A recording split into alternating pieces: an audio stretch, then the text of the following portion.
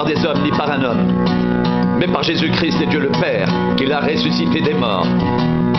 Et tous les frères qui sont avec moi aux églises de la Galatie, que la grâce et la paix vous soient données de la part de Dieu le Père et de notre Seigneur Jésus-Christ, qui s'est donné lui-même pour nos péchés, afin de nous arracher du présent siècle mauvais, selon la volonté de notre Dieu et Père, à qui soit la gloire au siècle des siècles. Amen. Je m'étonne que vous vous détourniez si promptement de celui qui vous a appelé par la grâce de Christ pour passer à un autre évangile. Non pas qu'il y a un autre évangile, mais il y a des gens qui vous troublent et qui veulent renverser l'évangile de Christ. Mais quand nous-mêmes, quand un ange du ciel annoncerait un autre évangile que celui que nous vous avons prêché, qu'il soit anathème. Nous l'avons dit précédemment, je le répète à cette heure, si quelqu'un vous annonce un autre évangile que celui que vous avez reçu, qu'il soit anathème. Et maintenant, est-ce la faveur des hommes que je désire ou celle de Dieu? Est-ce que je cherche à plaire aux hommes? Si je plaisais encore aux hommes, je ne serais pas serviteur de Christ. Je vous déclare, frères, que l'évangile qui a été annoncé par moi n'est pas de l'homme, car je ne l'ai reçu ni appris d'un homme, mais par une révélation de Jésus-Christ. Je vous rappelle, frères, l'évangile que je vous ai annoncé, que vous avez reçu, dans lequel vous avez persévéré et par lequel vous êtes sauvés. Si vous le retenez tel que je vous l'ai annoncé, autrement vous auriez cru en vain. Je vous ai enseigné avant tout, comme je l'avais aussi reçu, que Christ est mort pour nos péchés selon les Écritures, qu'il a été enseveli et qu'il est ressuscité le 3e jour selon les Écritures, et qu'il est apparu à ses faces puis aux 12. Ensuite, il est apparu à plus de 500 frères à la fois, dont la plupart sont encore vivants et dont quelques-uns sont morts. Ensuite, il est apparu à Jacques, puis à tous les apôtres. Après eux tous, il m'est apparu à moi comme à l'avorton, car je suis le moindre des apôtres. Je ne suis pas digne d'être appelé apôtre, parce que j'ai persécuté l'Église de Dieu. Par la grâce de Dieu, je suis ce que je suis. Et sa grâce envers moi n'a pas été vaine, loin de là, j'ai travaillé plus que tous, non pas moi toutefois, mais la grâce de Dieu qui est avec moi. Ainsi donc, que ce soit moi, que ce soit eux, voilà ce que nous prêchons, et c'est ce que vous avez cru. Oh, si vous pouviez supporter de ma part un peu de folie. Mais vous me supportez, car je suis jaloux de vous, d'une jalousie de Dieu, parce que je vous ai fiancé à un seul époux pour vous présenter à Christ comme une vierge pure. Toutefois, de même que le serpent séduisit Ève par sa ruse, je crains que vos pensées ne se corrompent et ne se détournent de la simplicité à l'égard de Christ. Car si quelqu'un vient vous prêcher un autre Jésus que celui que nous avons prêché, ou si vous recevez un autre esprit que celui que vous avez reçu, ou un autre évangile que celui que vous avez embrassé, vous le supportez fort bien. Or, j'estime que je n'ai été inférieur en rien à ces apôtres par excellence. Si je suis un ignorant sous le rapport du langage, je ne le suis point sous celui de la connaissance. Et nous l'avons montré parmi vous à tous égards et en toutes choses. Ces hommes-là sont de faux apôtres, des ouvriers trompeurs, déguisés en apôtres de Christ, et cela n'est pas étonnant, puisque Satan lui-même se déguise en ange de lumière. Il n'est donc pas étrange que ces ministres aussi se déguisent en ministres de justice. Leur fin sera selon leurs œuvres.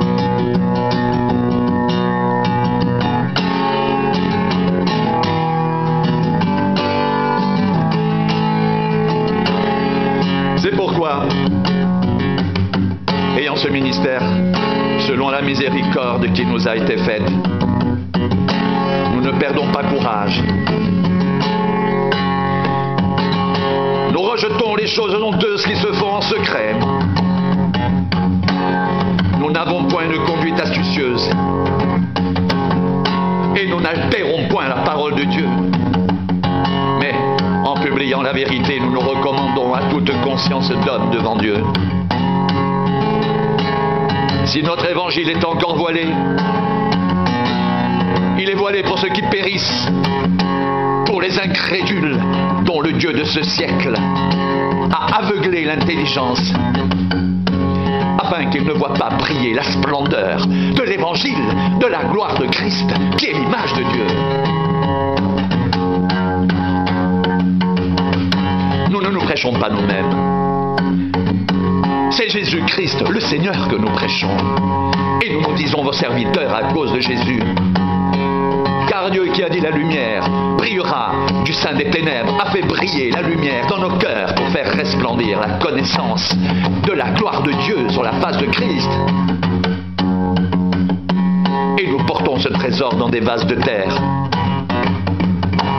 afin que cette puissance, cette grande puissance, soit attribuée à Dieu et non pas à nous.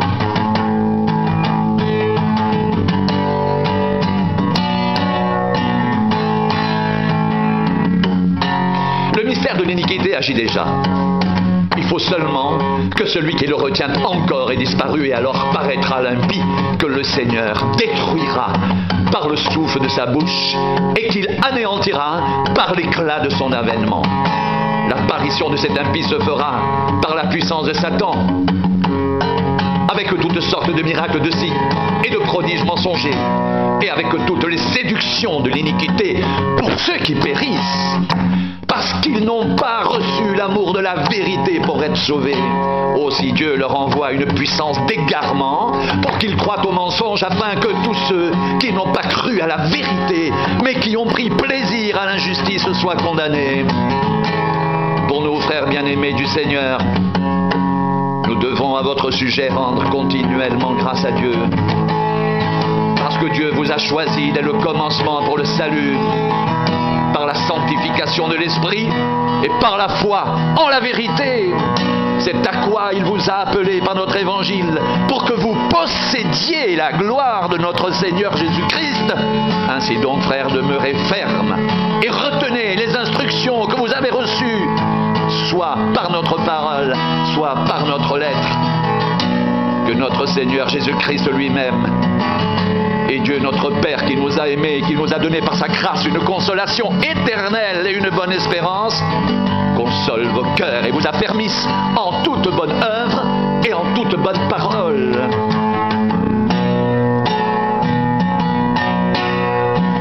Je t'en conjure devant Dieu et devant Jésus-Christ, qui doit juger les vivants et les morts, et au nom de son apparition et de son royaume, prêche la parole, insiste en toute occasion, favorable ou non, reprend, censure, exhorte avec toute douceur et en instruisant, car il viendra un temps où les hommes ne supporteront pas la saine doctrine, mais ayant la démangeaison d'entendre des choses agréables, ils se donneront une foule de docteurs selon leurs propres désirs, détourneront l'oreille de la vérité et se détourneront vers les fables. Mais toi, sois sobre en toutes choses.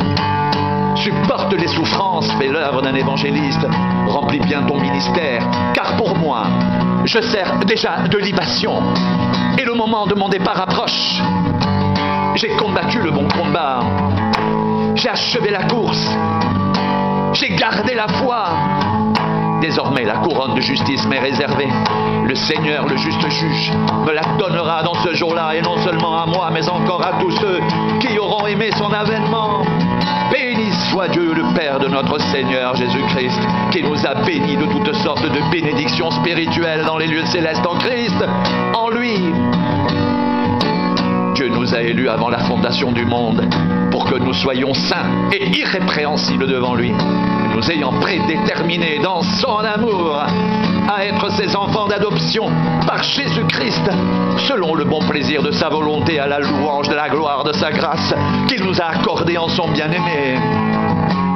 En lui, nous avons la rédemption par son sang, la rémission des péchés, selon la richesse de sa grâce que Dieu a répandue abondamment sur nous, par toute espèce de sagesse et d'intelligence, nous faisant connaître le mystère de sa volonté, selon le bienveillant dessein qu'il avait formé en lui-même, pour le mettre à exécution lorsque les temps seraient accomplis, de réunir toutes choses en Christ, celles qui sont dans les cieux et celles qui sont sur la terre.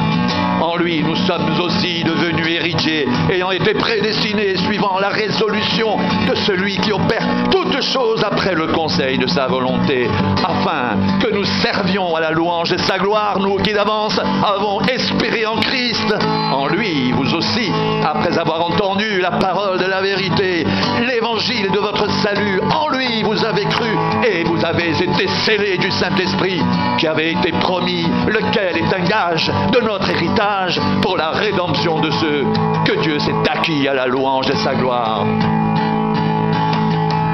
Bien-aimés, comme je désirais vivement vous écrire au sujet de notre salut commun, je me suis senti obligé de le faire afin de vous exhorter à combattre pour la foi qui a été transmise au sein une fois pour toutes.